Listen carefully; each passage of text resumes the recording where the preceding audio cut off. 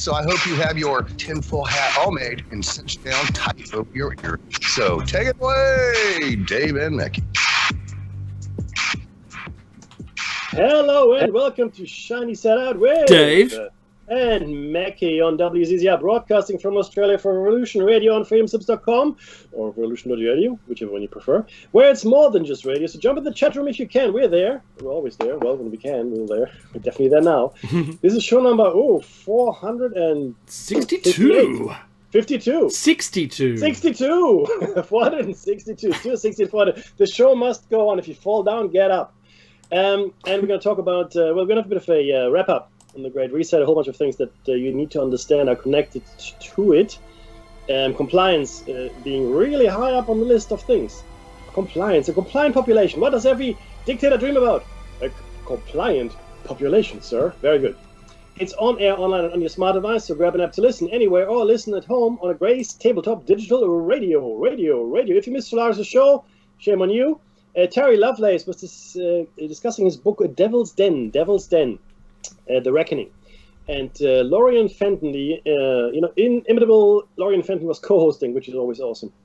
Now, if you missed her show, right, which is possible, then that's bad. But it only costs $5.95, I think, or so, to access the Freedom Slips archives. You can check out our shows there. It's awesome, right? Any show, in fact, any host, our shows too, if you like. So that's money well spent. And look, it's a happy meal. It's a happy meal, seriously. And she's awesome. All the stuff. No, seriously, all the stuff she has done, the documentaries, the books, her shows. She does readings. It's just a very prolific lady, I have to say. And her insights are always welcome and always on point. So yeah, if that doesn't sell you, I don't know what will. So go and check her out. Go ahead, go on, do it now, right now. Well, after we finish. But before we start this show, we would like to acknowledge the traditional custodians of the land. Very pertinent right now, and I'll tell you why. For me, here in Pemulwuy, and I'll talk about that in a second as well, it's the Darug people. And for Dave? Yeah, I live in Narara on the central coast of New South Wales, Australia, and it's the 𝐫𝐸𝐶𝐯. Thank you very much.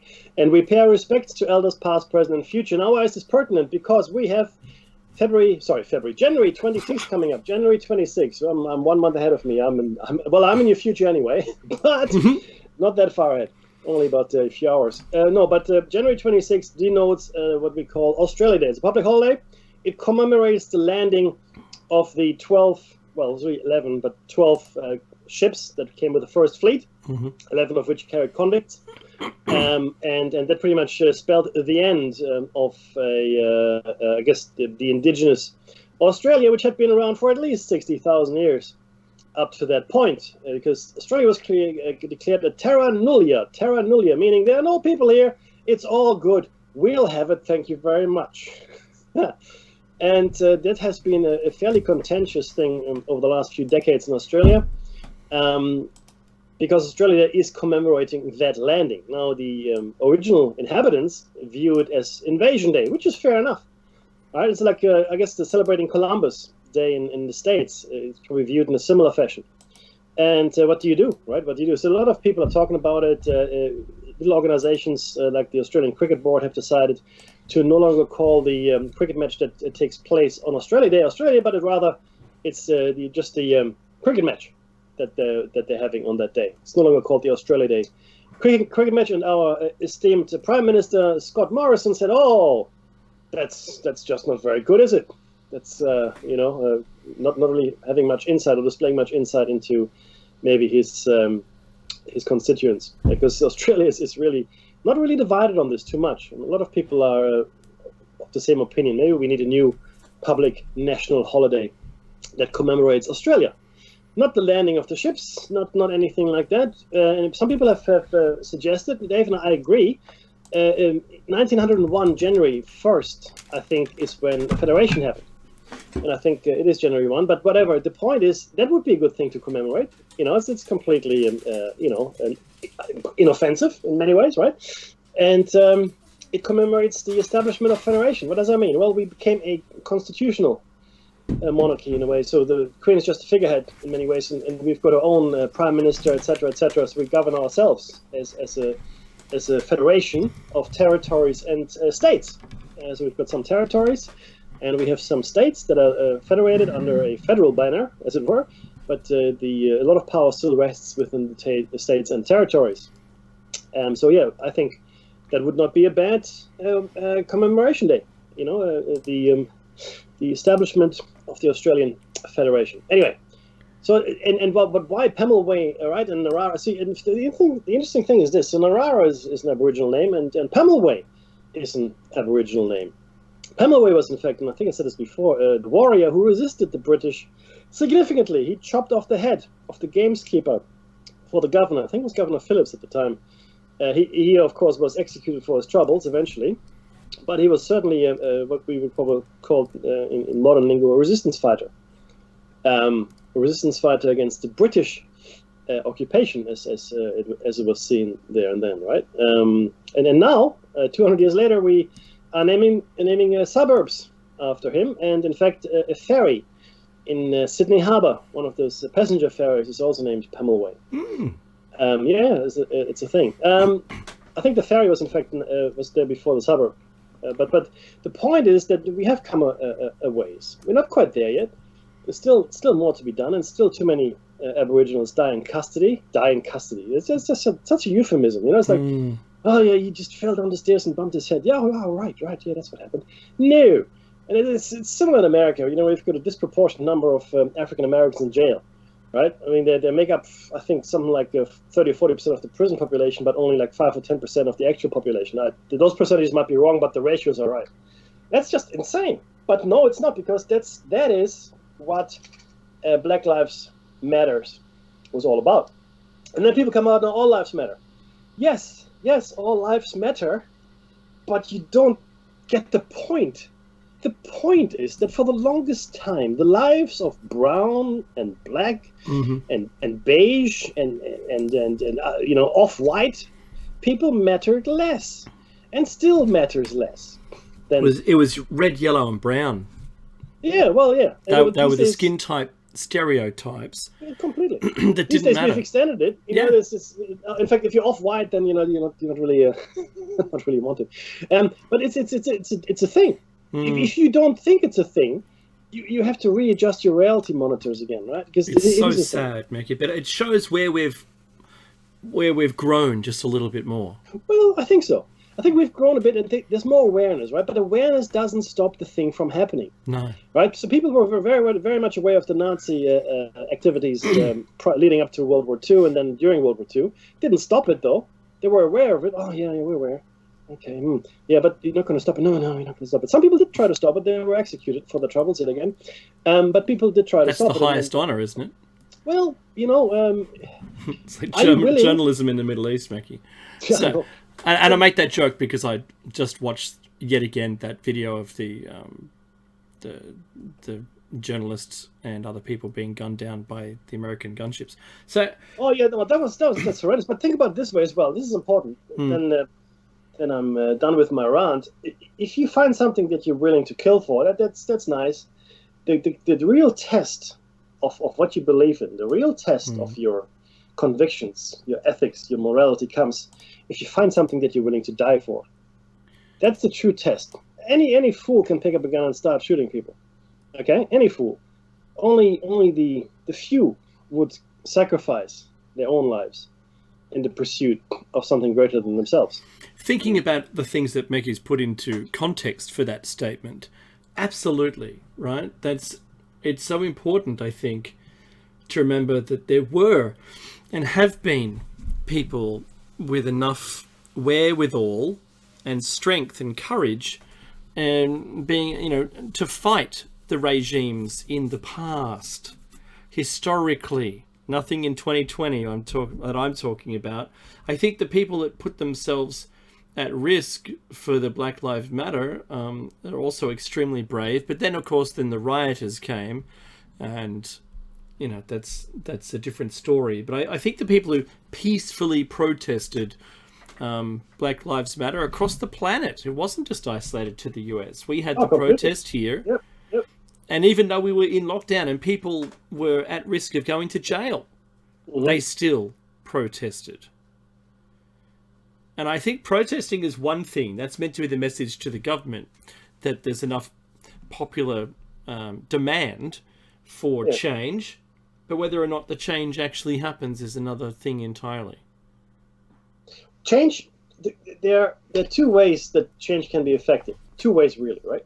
In any system, I don't care what kind of system of government or what kinds of system of social interaction. One is through evolution, which means you change the system from within. And that's usually slow, but it's peaceful. For the most part, it's peaceful, and it takes generations, because people hate one thing above anything else, and that's change, right? So that's hard. Or revolution. Revolution hardly ever is peaceful. Revolution always ends up messy, and the counter-revolutions, it's never clear-cut. Is there an ideal scenario? No. When we had Jim Marcy and Dave just reminded me, there are three boxes that people used to affect change. And I'm not advocating any of them. I'm advocating the first two. That's me. Because I'm on the soapbox. That's why I didn't write the third one. Dave and I, we're the soapboxers, right? We're on the soapbox, and here we are. You can listen or not listen. I mean, but you can't stop us talking, really. I mean, you can shut us off, but we'll still talk. And then there's the ballot box, and we've seen this, and this is where a lot of the discontent came in, and this is really what I found so interesting, Dave. The ballot box, when people did feel that this election wasn't maybe as above board as it should have been, and there's a whole range of things that, again, I said this before, where I feel now that the United States of America are a failed state. Yeah. Because there are two outcomes, right? I mean, two real things. Either the election was all fair and square, right? But half the people were taken in, right? So that's a problem, right? That's a problem in itself over there. But let's say the election were fair and everything is above board, blah blah, all that. So but half the people didn't believe it was. So there's a huge communications issue. Number one. However, the worst scenario is if the elections weren't fair, if they were rigged or whatever, right? Whatever ballots, this and that. Now that's a much bigger problem, and it's not a problem for Democrats or Republicans. That's a problem for everybody, and it's a problem that's systemic.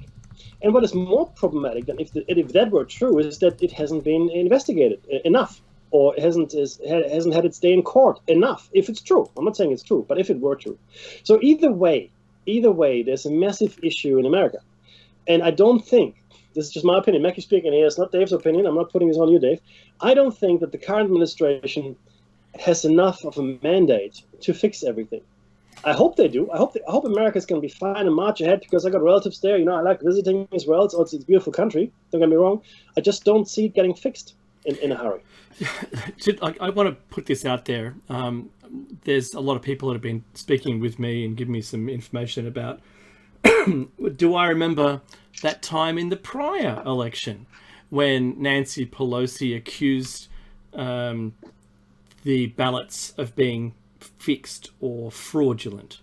Because she wrote in a tweet back in 2017, May 16 it was, 2017, our election was hijacked. There is no question Congress has a duty to hashtag protect our democracy and hashtag follow the facts.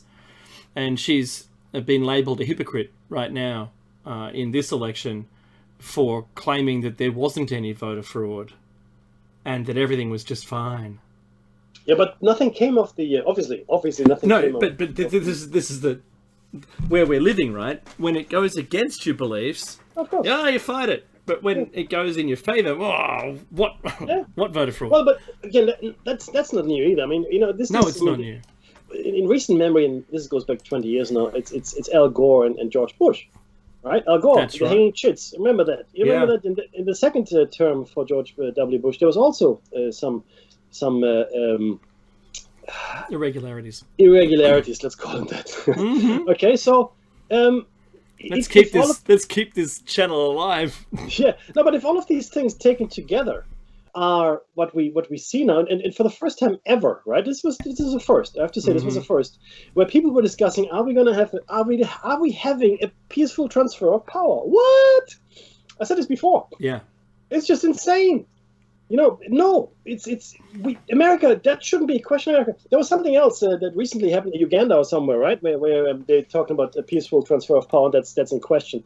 And America was, you guys, voter fraud. You got to get investigated. America came out and said that.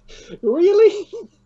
you look. If somebody the kettle calling No, it's worse. No, it's not? Right, okay. You have lost your moral high ground. Well, that's it. Well, that was Uganda had banned social media platforms. Oh, yeah, that too, yeah. 2 weeks leading up to the election. Oh, it's a huge thing on that, Dave, in the news. I know. I spoke about it, right? Oh, good. Yeah. Because we're going to see a huge censoring of the media magnets. And in Australia, I don't know, we're going to talk about this in a second. So look, this is what I think is going on. Mm-hmm. There are some serious issues, and I'm really worried. I am worried because Russia and China are not sleeping. Okay, they're not sleeping. Putin is getting ready to become emperor of Russia. Yeah. He's got $1 billion castle. Well, it's actually more than a castle. As you do. It wasn't a castle. They called it something else. Palace. His palace. A palace. It's got to have a moat. I'd be having a moat if I was him. But for $1 billion, you get a lot of palace. I gotta say. That's true. Oh, it's crazy. But yeah, Dave, look, it is. We are in 2021, and people say, "Oh, everything is going to be better in 2021." No, no, it's not.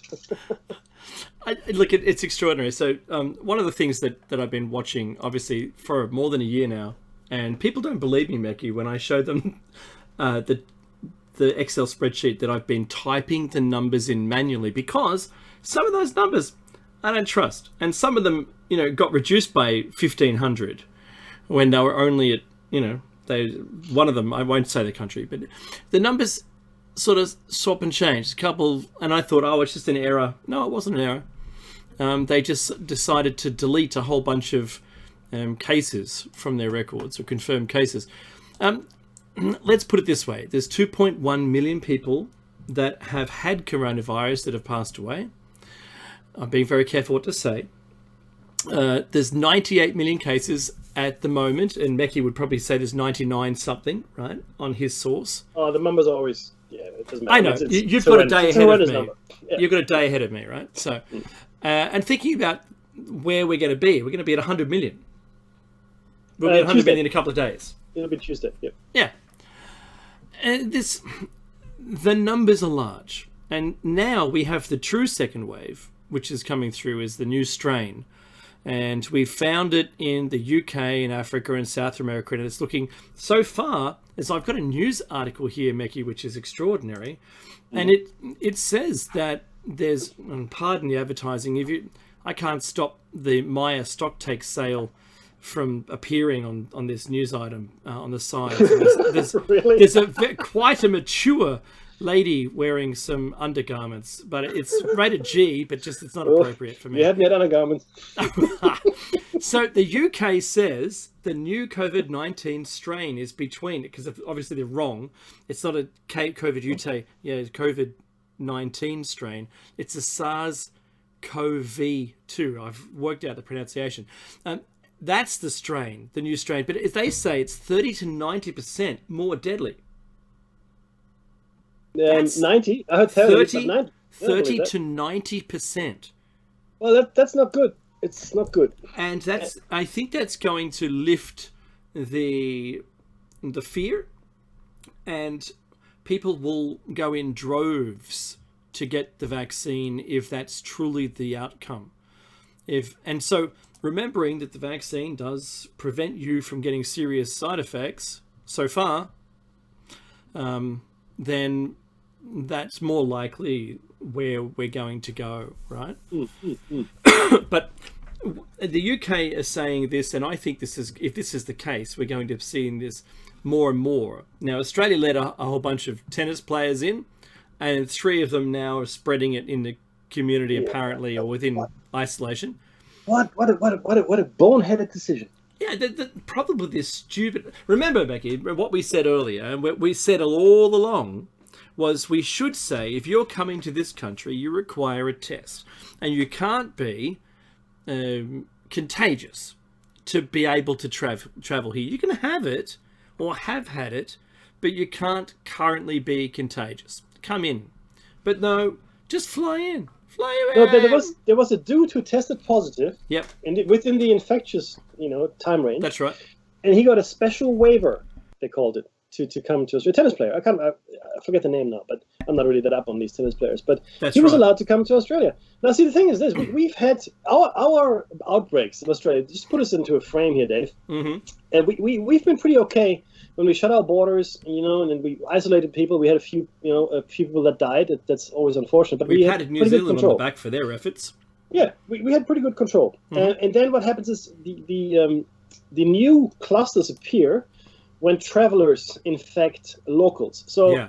the most recent one in the northern beaches, and then another one in Barara, Mm-hmm.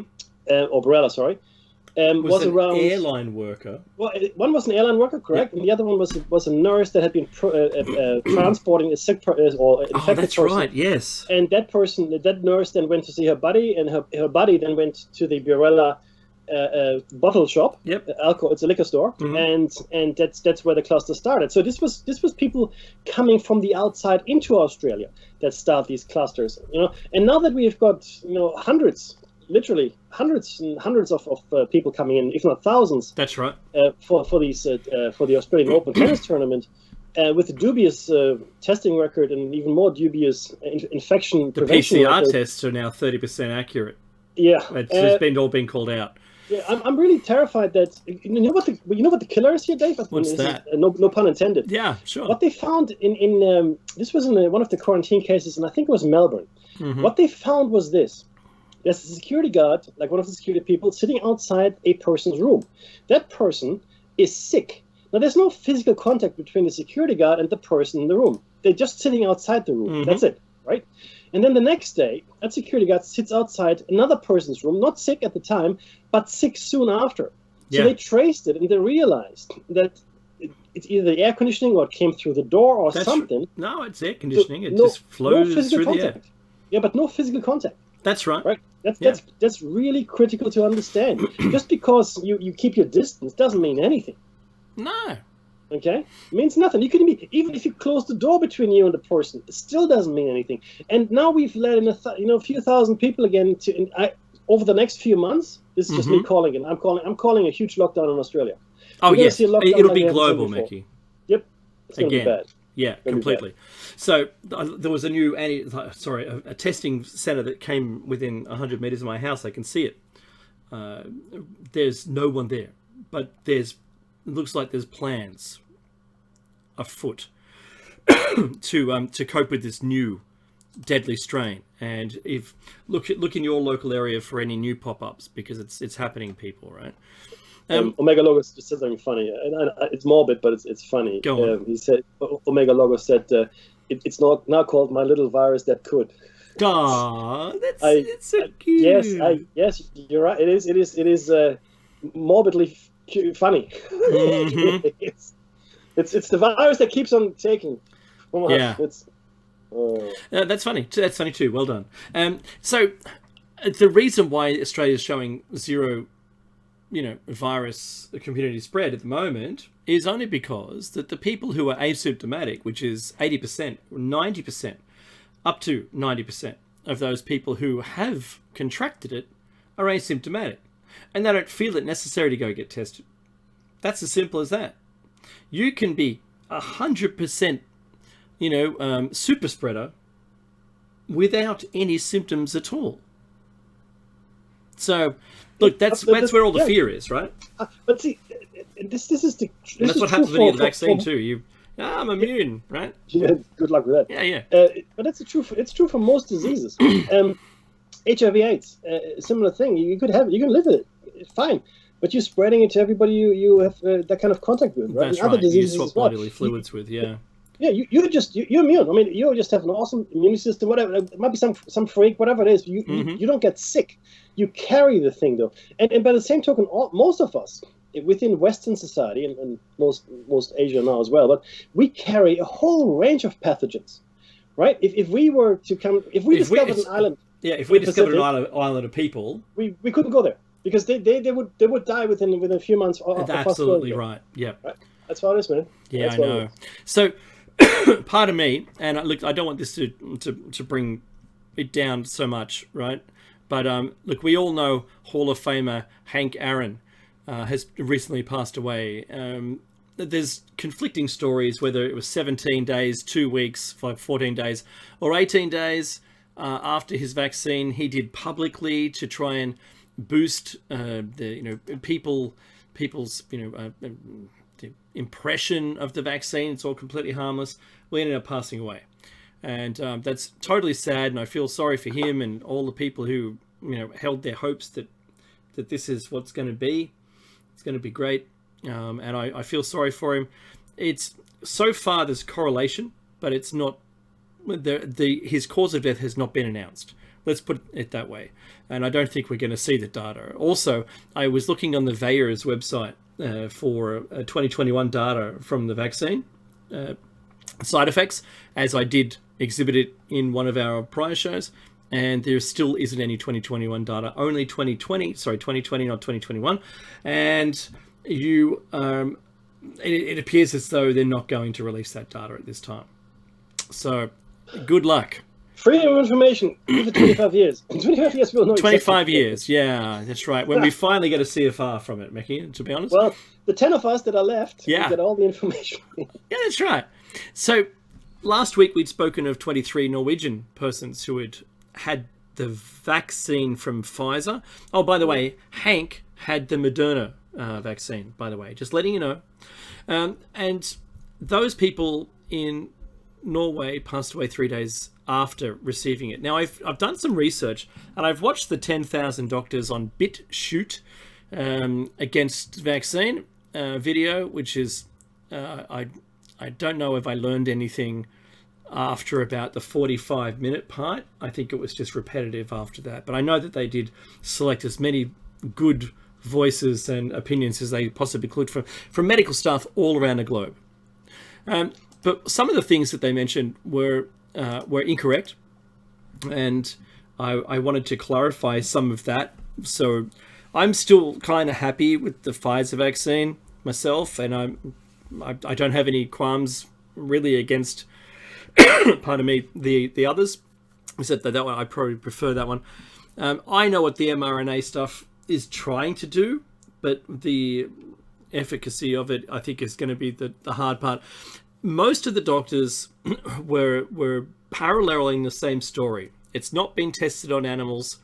It was fast-tracked.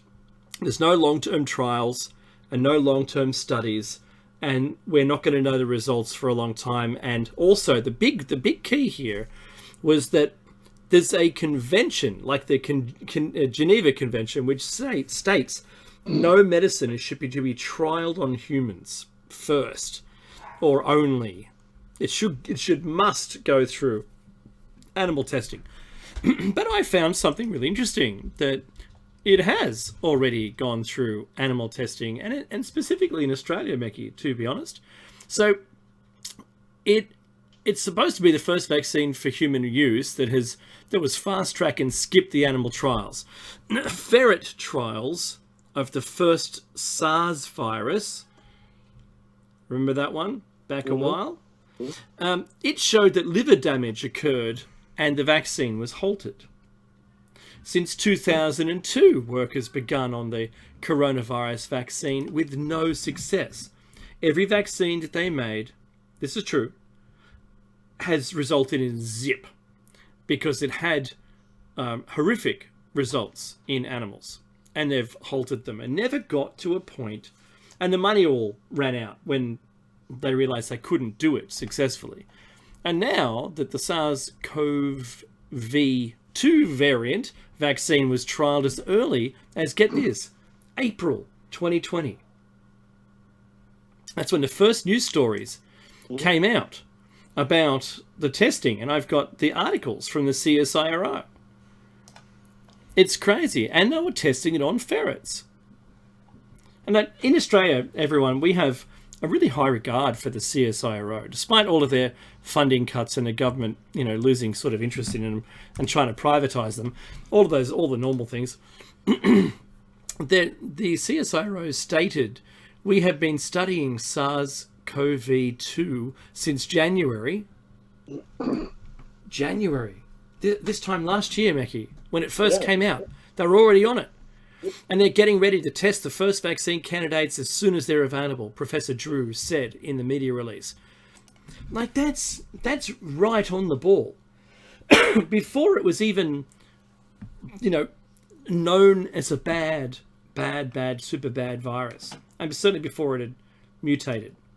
But what they found in the tests were not these ones, but the prior SARS vaccine and the since working from 2002 was that the outcome wasn't good.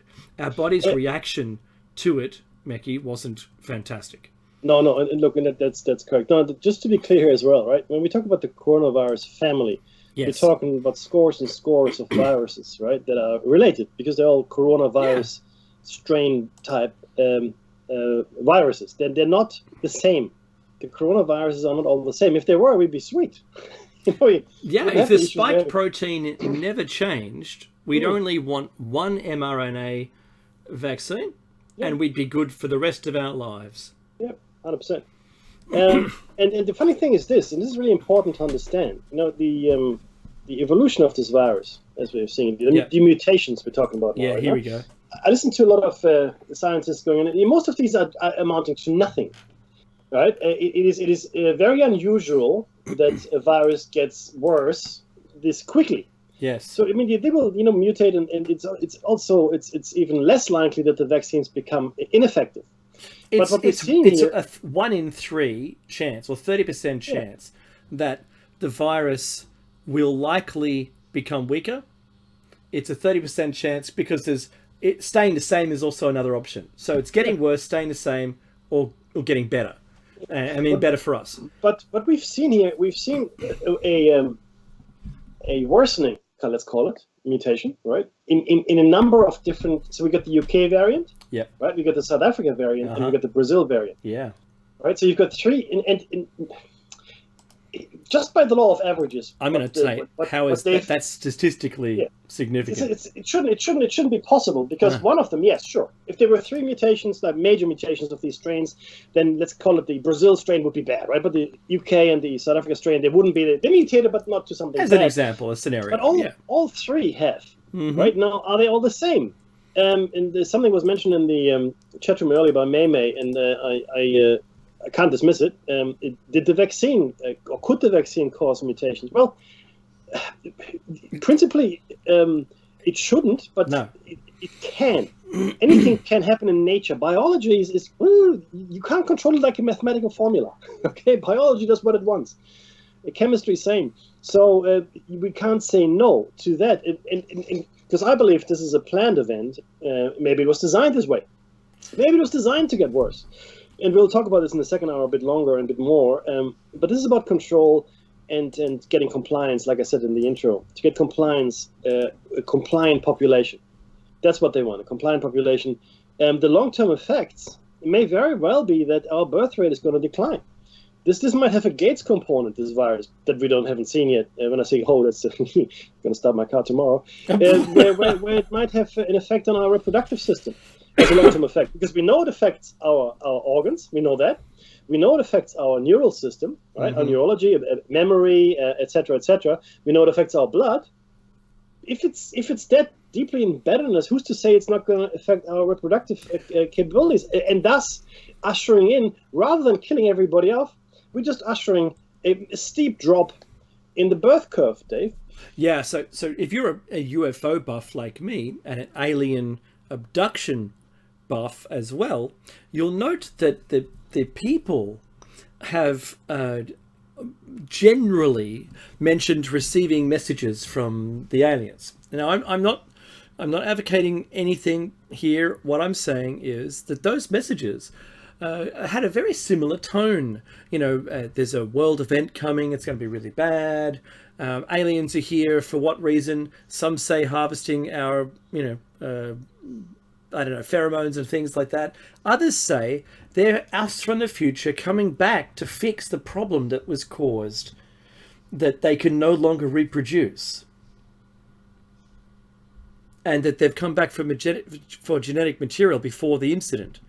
So it's a very strange circumstance that all of this kinds is kind of, being folded together like a deck of cards right now. All of these different pieces of information.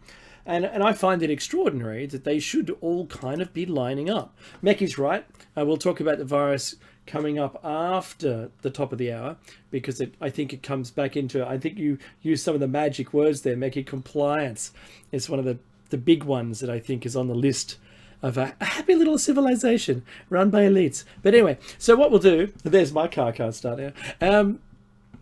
One of the things that had popped up in my news feeds, because I do attempt as much as possible to derive as much news from different news sources as one can humanly possibly even ingest.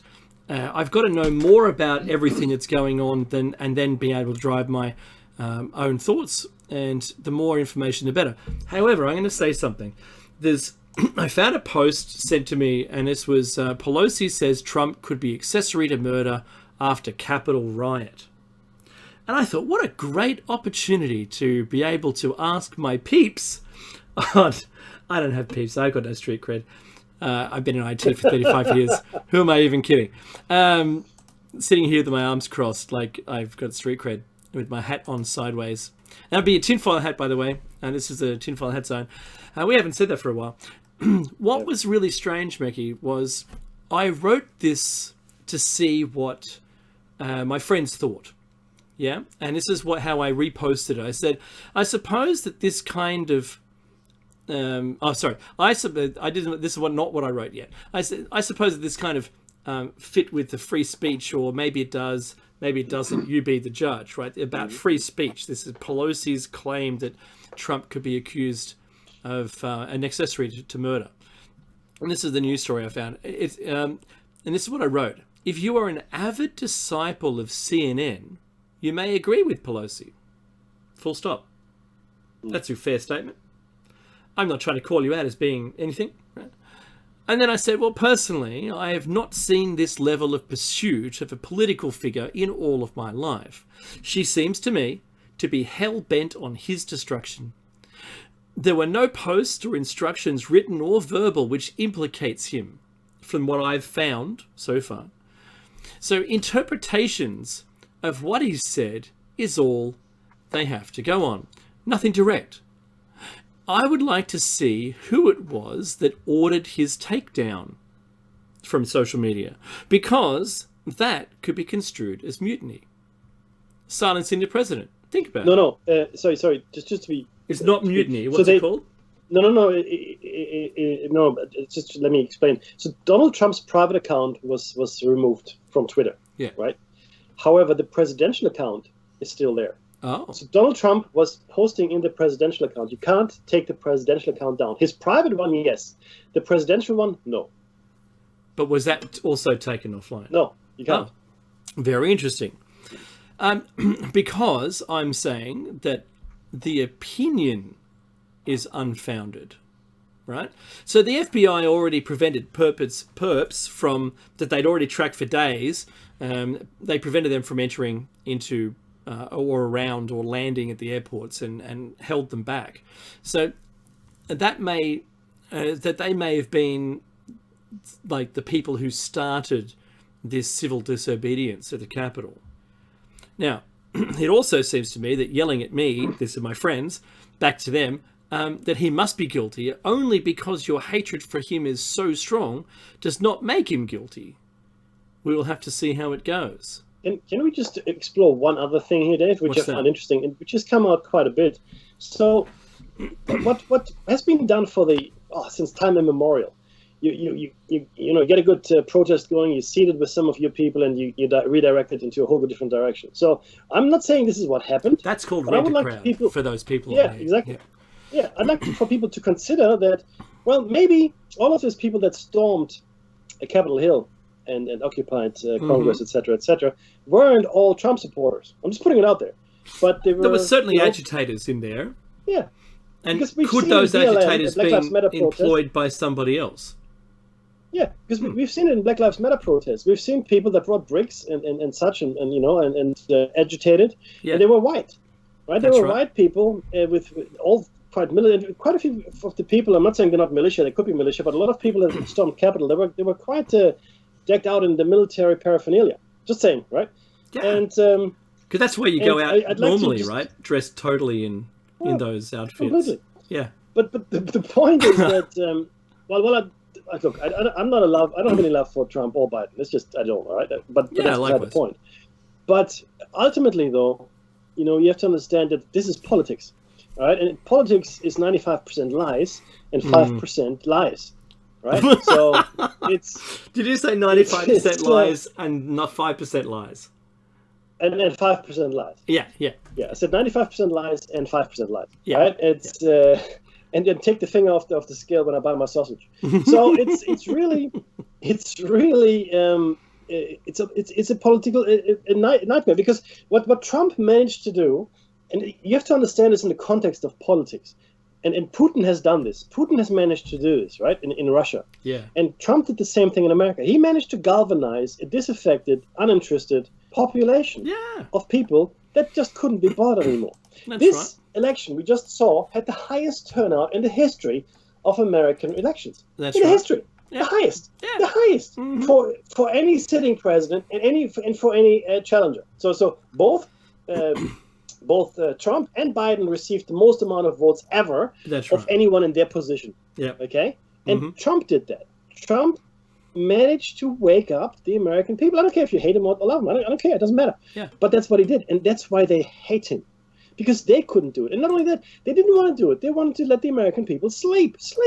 That's right. Go back to sleep. Like everything will be fine. Yeah, like in the movie They Live. Oh no, go back to sleep. Obey, procreate, work. And that's really what this is about. Trump is a populist. Yes, he is, but he's a very successful populist. Okay, and the Trump brand isn't dead yet. Right? Wait, so they're going to impeach him? That's just insane. Well, first of all, he's no longer president, so he can't be impeached. This is not an impeachment trial. This has to be some kind of other trial. That's right. They're going to disqualify him from running again. That's fine. It's only because of your brand. Going to run. His daughter, his wife. Sorry? Yeah. So if you're successfully found guilty of the impeachment trial, then you can't run again. No, you can't. No, but that's what it seems to me is the aim is entirely. Completely. But you're right. Apparently, according to the rules, you can't be impeached after you're no longer there. You can't. Because it's to dethrone you. It isn't to... you realize what they've done. They've delayed the trial. Yeah. Yeah. So, anyway. They've delayed the trial so Biden can get his cabinet going. Anyway. That's exactly it's fascinating. Right. Keep watching it. American people out there, listen to this show. Talk to your friends. Yeah. Stay interested. Stay interested in politics. Stay interested. Please. Yeah. Don't become apoplectic, apathetic. Don't. Do not. Just stay interested. Sorry. So it's okay. So I've said this to my friends, and I really find this intriguing. That I said, first they came for David Icke, then they came for Alex Jones, and I still said nothing. And then they came for Trump, and I, bit apathetic to that. But I've changed it now. It's like basically to all of you seeking his head, be careful what you wish for, because when the cancel culture comes for you, no one will be left to hear your cries. I know you can see what I did there, but it's crazy. Why are we silencing the right? Any kind of right speech is just completely banned on the planet. It's only going to get worse. If we're all sort of shuffling over to the left, which I didn't move, but the whole world. Remember that day, Meki? I said I can't understand how the world just shifted over to the left, and now I'm in the right, but I wasn't in the right. I didn't move. I wondered how is that even possible? I'm still here. That's right. Yeah, I know. Hey, hello. Why has everyone moved away? For me, it was kind of an awakening moment when I realized that everybody shifted, all the media shifted. And just as I make it, there's a slide in the slide deck that's been and gone already, but it has all the newspaper headlines in the US talking about it's time to heal. And none of them are original. It's time to heal. Yeah. So hallelujah. Hallelujah. So can I get a witness? This is about Biden's approach to try to fix the polarity. But I think that's going to be... It's going to be very difficult because he wants gun control. He's already cut the pipeline build into the US, which was going to profit them. I think there's going to be a lot of things that are going to be grating on him. Oh, plus there's an impeachment that's been lodged against him already on his first day. So I think we've got challenging times. I don't think this is going away anytime soon. 2021 is going to be worse than 2022.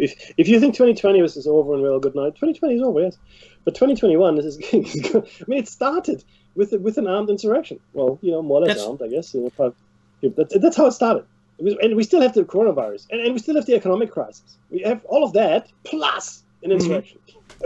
So, seeing the 20,000 plus troops around the inauguration looked to me, Meki, when I saw that, I saw regime being installed. That's what I saw. More troops in Washington, D.C.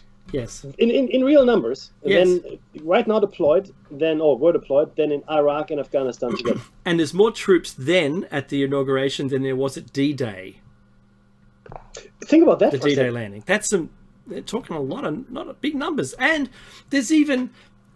they had to sleep on the cold garage in sub-zero temperatures. Yeah. That was a bit much. I thought that was just uncalled for. They should have had cots. They should have had something, dude. And guess what? They're going to be there till March, apparently. Because March 4th, apparently, Maggie, March 4th, is the date. It's the only date in the calendar that's a command. March 4th. Oh, I see. Right? And this is now being touted by let's just say by CNN. I don't want to be cruel, but that's who's saying that Biden's troops are going to remain there until that date comes and goes. Look, wow. It's interesting. Who's paying for their wages? Oh, it's all in the budget, man. It's all the budget. It's okay. No, but there's a lot of stuff that's going to be very interesting. I think 3 or 4 executive orders. 3 or 4 executive orders. Let's have some have been put forward to dismantle President Trump's legacy. As we all know, right? The wall and they've ceased construction of the wall, and there's also was it a convoy? No. What's it called? Of people? Yeah, coming? No, it's a convoy. It's a convoy of refugees, I guess. Economic refugees. Yeah. Because they heard they're not going to be deported when they attempt to seek asylum. So that's something else. There's a lot of people there on their way. And a caravan, Mackie, a caravan. The caravan. Yeah, there'll be more. There's going to be more. We're going to have economic refugees. We're going to have climate refugees. We're going to get more and more of those. Yep. We might even at some point get virus refugees, like the people that are just trying to flee to countries where they cannot get a vaccine. Do you know that the head of the WHO, and I forget his name now. I apologize. He said 25 doses of the vaccine. I'm not for it, against it, whatever. You do what you want. But 25 doses of the vaccine were delivered to the poorer nations. 25, not 25,000, not 2,000. Only 25. 25. Oh, that's to the leaders, Mickey. That's insane. Yeah. Look, could you imagine? Just I know this is a ridiculous thing to suggest, but if the vaccine truly does harm, what's going to be left? People, the refugees may not be seeking the vaccine. They might be leaving a country that is entirely destitute, that there aren't enough people to keep the power on. Because think about all those people who are getting the vaccine first. They're the frontline workers, so you could lose healthcare. They're emergency service, so you could lose all of those. Keep the high risk industries that keep the lights on and the water flowing and all that stuff, and food deliveries, essential services could certainly be negatively impacted, not only by the virus, or the shutdowns, the imminent shutdowns that's going to come by and sweep under us again and pull the rug out from us when we thought we might have been emerging. But it's not quite enough, Meki, to emerge into, well, a partially restorable environment. There's a segue coming. That we may need to see a whole nother year of this in order to totally reboot our environs, our places that we work and live, our cities, because a year, that wasn't long enough. I'm sure there's a project manager on this at the highest level, having their meetings to make sure people are on it, to keep the momentum going. We need to, who can I talk to? What walls can I break down? We need more action. Sort of like Darth Vader coming to see the completion of the second Death Star. We'll double our efforts. Yes. Why haven't you working a double effort already? Get this right. Shoot them all. The funny thing is this. It's not really funny either. This vaccine thing, it's being rolled out, and it's been mulling in my head. Yeah, it'll go to the affluent nations, and it'll kill some people, but probably will be effective for other people, whatever the case may be. So look, whether don't you take it, it's up to you, right? But the thing is this: the poorer nations, like the Brazils, the Indias, the African nations of the world. How do you go about vaccinating in India? Well, no, the thing is this: forget about it. I mean, the people in the slums, and there are millions of them, millions and millions in the favelas, in the slums, in the shanty towns, what are you going to call it? Tens of millions, hundreds of millions of people that will never see the end of another needle, right? And they will forever be the breeding grounds for these kinds of diseases. This is not over by a long shot. I don't care. You see, what they're talking about now are bubbles, travel bubbles. And I want to quickly, just 2 seconds on that. They're talking about the travel bubble here in Australia, which might include New Zealand and the Pacific nations. So we're getting our fruit pickers. So right now we're short 30,000 workers in Australia to pick fruit. Fruit is rotting on the vines. That's right. Yep. So 30,000 we need to come in, and then so we've got a few people from the Pacific Island nations coming in helping with that. So the travel bubble is, and they're doing pretty good, by the way, the island nations. So of course they're isolated. So New Zealand, Australia, Pacific Island nations, a variety of them, as well as, interestingly enough, Singapore is mentioned specifically because they've done a great job containing the virus as well. So these bubbles will exist. So we will be able to do, travel freely, more or less, I guess, tourism-wise, to the Pacific Island nations, to Singapore, and maybe a couple other nations. And that'll be the norm for a long time to come yet. Your travel will be determined by your passport. You're from where? Ghana? No, I can't come here. Oh, you're from what? Argentina? Yeah, no, sorry. So in the UK, forget about it. Never. The English will go nowhere. So it's going to be interesting, very interesting. Do you know, Meki, like we said before, just before the music starts, it may have been better for our immune system to come in contact with the actual virus and not come in contact with the vaccine. I'm asking the question. It may have, I don't know. And we'll just have to wait and see as the long-term studies, bear out data. Because there's the music. And we'll see you on the other side of the break. We're going to cut the feed, and we're going to come back with a brand new one for our show topic, and it's the Great Reset. Donate! Donate! Donate! Listen to Thunder Radio!